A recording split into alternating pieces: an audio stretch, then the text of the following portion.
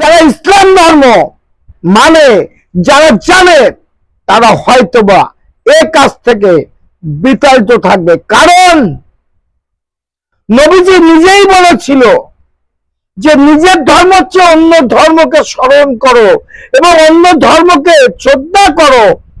সেই পথে কেন যাচ্ছেন না? চলেন দেখাবো ভিডিওটা। রক্ত গরম হয়ে যাবে এই ভিডিও দেখার পরে, অনেক কিছু জানতে পারবেন। জননেত্রী শেখ হাসিনার আমলে দীর্ঘ 16 বছর সনাতনীরা নিরাপত্তায় ধর্মীয় কৃষ্টি কালচার পালন করতে পেরেছি। আমাদের মন্দির ভাঙা হয়নি। আমরা আজকে এসেছি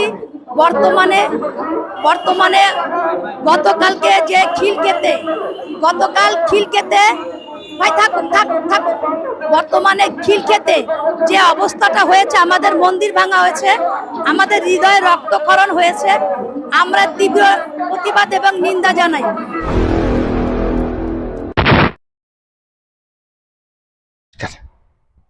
আমি কৃষ্ণপদ অধিকারী। আমার ছোট্ট একটা ইউটিউব চ্যানেল আছে, চ্যানেল নাম don't care, Facebook page Krishna Krishna. আমি আজকে যে বিষয় নিয়ে আপনাদের সঙ্গে কথা বলতে এসেছি এবং পৃথিবী জুড়ে যে জনসমর্থন আমাকে দিয়েছেন, একটা যুব সমাজ আমাকে আশীর্বাদ করেছেন দুহাত ভরে, তাদের প্রতি একবার নমস্কার জানাচ্ছি। কারণ খুব বেদনা কষ্ট নিয়ে আমি ভিডিওটা করতে এসেছি। স্টার্টিং এ যেটা দেখলেন, বিষয় কিন্তু এটা নাই। বিষয়টা দেখাবো আপনাদের ভিডিওর মধ্যে, যে বাংলাদেশে যে একটা মৌলবাদী সরকার চলছে, তার নীতি কারণ কি হতে চলেছে আর কি হচ্ছে। তার আগে অনুরোধ করব, যারা আমার ভিডিও দেখছেন কি দেখবেন, তাদের প্রতি একবার নমস্কার জানাতে পারি এবং অনুরোধ করতে পারি চ্যানেলটা সাবস্ক্রাইব করবেন, পেজটা ফলো করবেন, আর এই ভিডিওটা বেশি বেশি করে শেয়ার করবেন, যে সমস্ত সনাতন ধর্মের কাছে অন্তত এই ভিডিওটা পৌঁছে যায়, সবাই দেখতে পায়। ভাবুন, যে দেশ নিয়ে বাংলাভাষীরা এত আন্দোলন করেছে 1970 সালের থেকে 1971 সালে, যেখানে মৃত্যুবরণ হয়েছে হাজার হাজার লক্ষ লক্ষ মানুষ, সেই দেশকে রক্ষা করার জন্য যেমন সনাতনীরা ছিল, তেমন মুসলিম সম্প্রদায় অন্যান্য সম্প্রদায়ের লোকও ছিল।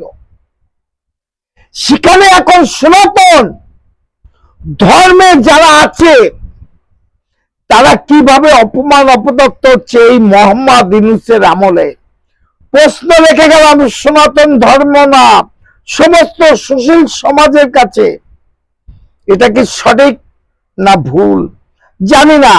যারা ইসলাম ধর্ম মানে, যারা জানে, তারা হয়তোবা এ কাজ থেকে বিতাড়িত থাকবে। কারণ নবীজি নিজেই বলেছিল যে নিজের ধর্ম হচ্ছে অন্য ধর্মকে স্মরণ করো এবং অন্য ধর্মকে শ্রদ্ধা করো। সেই পথে কেন যাচ্ছেন না? চলেন দেখাবো ভিডিওটা। রক্ত গরম হয়ে যাবে এই ভিডিও দেখার পরে, অনেক কিছু জানতে পারবে। দেশ ছাড়া করতে একেবারে উঠে পড়ে লেগেছে ইউনূস। বাংলাদেশের দিকে দিকে চলছে হিন্দুদের উপর হামলা। ইসকনের সন্ন্যাসী চিন্ময় কৃষ্ণ দাসকে গ্রেপ্তারের প্রতিবাদে চলছে বাংলাদেশ। ঢাকা, চট্টগ্রাম থেকে রংপুর, তার মুক্তির দাবিতে দিকে দিকে পথে নেমেছেন হিন্দু ধর্মাবলম্বী মানুষজন। এই অবস্থায় আমাদের হাতে এমন এক ভিডিও এসেছে যা দেখলে লোম খাড়া হয়ে যাবে।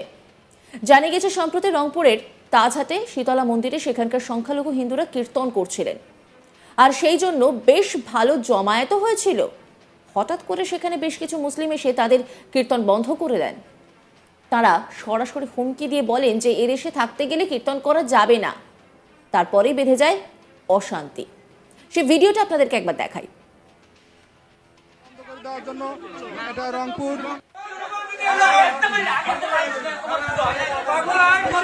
কয়টা বাজে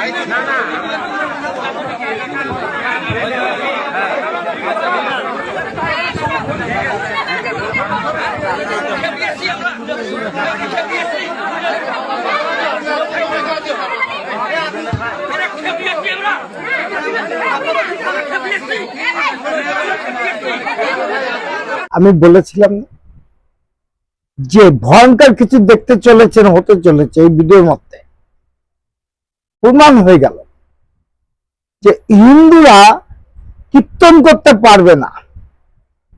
কি আজব দেশ বলুন তো দেখি। বাংলাদেশের ইউনূস সরকার হয়তো ভুলে গেছে, বাংলাদেশের জিহাদিরা হয়তো ভুলে গেছে যে ওটা গণতন্ত্র দেশ। যদি বলেন কি বিষয়, গণপ্রজাতন্ত্র বাংলাদেশ। ওখানে ইসলাম ধর্ম প্রচার হবে, হিন্দু ধর্মের বাধা এটা হতে পারে না। কারণ ওটা মুসলিম কান্ট্রি না। মুসলমান কান্ট্রিতেও অনেক জায়গায় অনেক ক্ষেত্রে মন্দির জাগ্রত হচ্ছে এবং সনাতন জাগ্রত হচ্ছে। সবার আগে প্রশ্ন করে গেলাম, এই যে জিহাদিরা এরা বাংলাদেশে থাকবে তো? আমরা ভারতবাসী তীব্র প্রতিবাদ জানাচ্ছি এই অপকর্ম, এই অপকণ্ড সঙ্গে যারা যুক্ত হয়েছেন। মনে রাখুন, বিচার আপনাদের হবে ওই বাংলাদেশের মাটিতে।